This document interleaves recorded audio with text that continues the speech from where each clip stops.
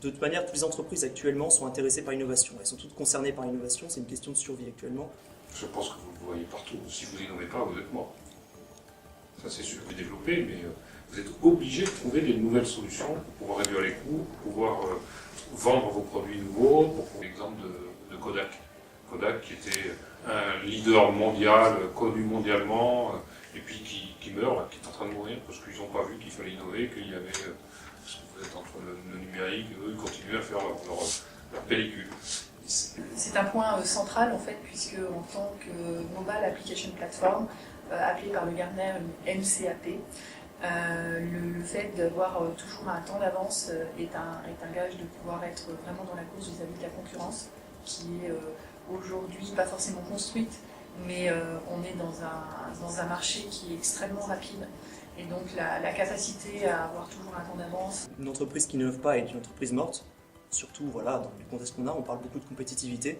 Je pense qu'à un moment donné, il faut savoir s'impliquer et impliquer les nouvelles générations, c'est-à-dire que ces étudiants qui sont là actuellement sont leurs futurs employés. Et donc c'est important pour eux qu'ils participent au développement des compétences de ces étudiants dans l'innovation. Aujourd'hui, l'innovation est fortement associée à ces problématiques de développement durable pour rendre le développement durable concret et réel dans les entreprises.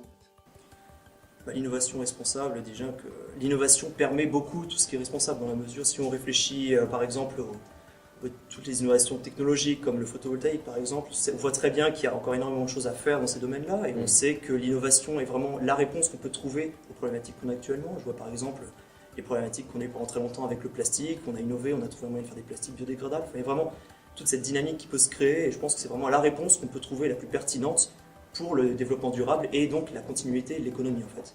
Trouver un moyen innovant pour répondre à une problématique de société. Et donc aujourd'hui, c'est exactement la thématique qui est recherchée et le lien qu'on peut faire peut-être entre innovation et responsabilité. Pour moi, l'innovation responsable, c'est justement un lien qu'on peut faire entre des besoins de la société et des démarches innovantes que peuvent faire des entrepreneurs pour répondre à des besoins justement de pauvreté, pour essayer de toucher de nouvelles personnes, pour développer de nouvelles solutions, pour vendre des produits, des services qui peuvent être innovants dans leur démarche. Alors pour moi, l'innovation responsable, déjà, c'est le fait de créer un produit, mais pas seulement un produit qui a le but d'être commercialisé. Je pense que derrière, c'est l'idée de créer des produits qui ont une vraie plus-value pour le bien-être général, pour l'intérêt commun des gens. Pour moi, l'innovation responsable, c'est une innovation qui a une plus-value sociale ou une plus-value environnementale pour la société. Donc c'est pas juste une innovation qui amène un nouveau produit technique, mais c'est aussi une innovation qui va servir une finalité sociale ou environnementale.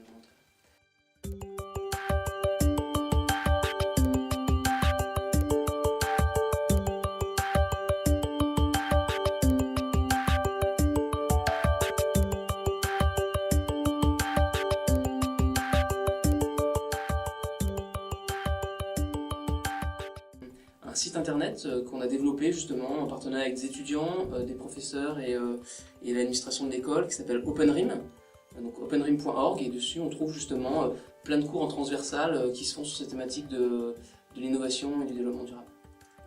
Je pense que les étudiants, pourquoi ils sont préparés vis-à-vis des entreprises? Alors il y a plein de facteurs qui font ça. Il y a évidemment ce que vous faites dans vos parcours associatifs, évidemment le rôle que joue le département carrière ici à l'école pour renforcer le lien entreprise qui recrute et les étudiants.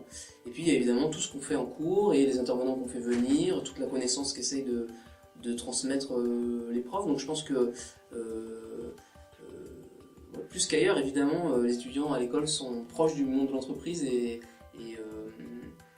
prêts après, disons, à démarrer une carrière professionnelle en sortant de l'école. Déjà cette école, le positionnement stratégique de base tourne autour de l'innovation, il y a énormément d'actions qui y sont menées, notamment donc, le Gemino Award, il y a évidemment des TD qui sont spécialement créés, le TD Innovation en première année, Global Tech en deuxième année, le MSC Innovation en troisième année, enfin il y a énormément de choses qui tournent autour de ça.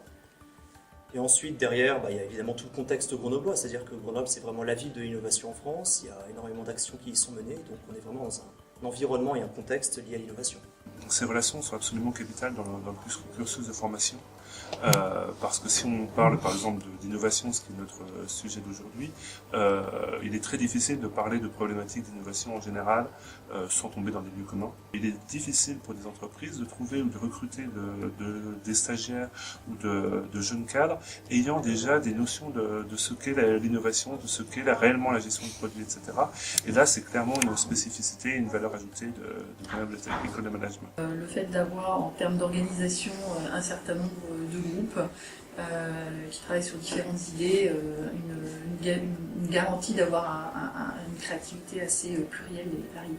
C'est un peu ce que je te dis, c'est créativité, mais dans un environnement qui est la prise en compte économique et sociale du projet. Et je pense que les étudiants, du coup, ont une ouverture vers tout ce qui est technologique, tout ce qui est innovation qui est intéressant. L'innovation aujourd'hui passe beaucoup par les technologies de l'information et de la communication. Aujourd'hui, des jeunes étudiants sont peut-être plus à même à être créatifs par rapport à ces technologies-là que des personnes dans les entreprises. Et l'avantage de GEM, c'est justement, elle est très diversifiée. La complémentarité qu'il peut y avoir au niveau des étudiants, soit qui viennent de prépa, soit qui viennent des concours passerelles, ou voire même les partenariats qu'il peut y avoir entre GEM et l'INP, GEM et l'IEP. Donc ça fait qu'il y a vraiment une sorte de synergie qui se crée entre tous ces étudiants, et donc ça dynamise énormément l'innovation.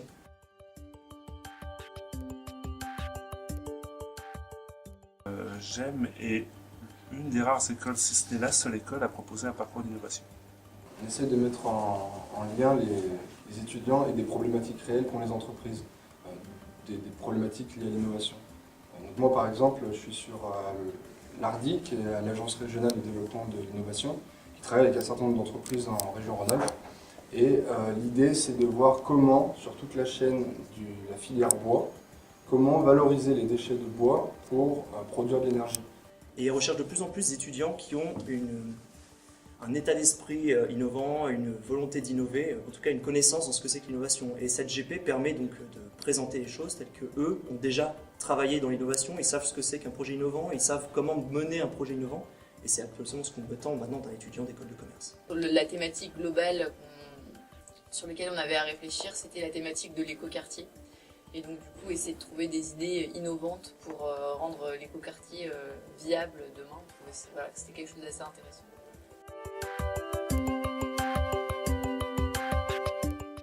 L'idée innovante, c'est pas ça qui va vous faire vivre, mais c'est ça qui va vous faire avancer. Il faut oser. Faut vraiment, une fois de plus, pas se brimer au départ. Il faut vraiment donner un maximum d'idées, même les plus folles. Et après, il y a une magnifique chose qu'on appelle l'entonnoir d'innovation qui va aider derrière à filtrer les idées, à les retravailler. Il faut échanger avec un maximum de personnes, avoir des compétences complémentaires en fait dans l'équipe. Et c'est comme ça que vous allez arriver à un vrai beau projet. Avoir la passion, et quand on a la passion, quand on est persuadé de son idée, il faut vraiment aller au bout. Et j'espère vous voir bientôt dans le monde des startups et de l'innovation.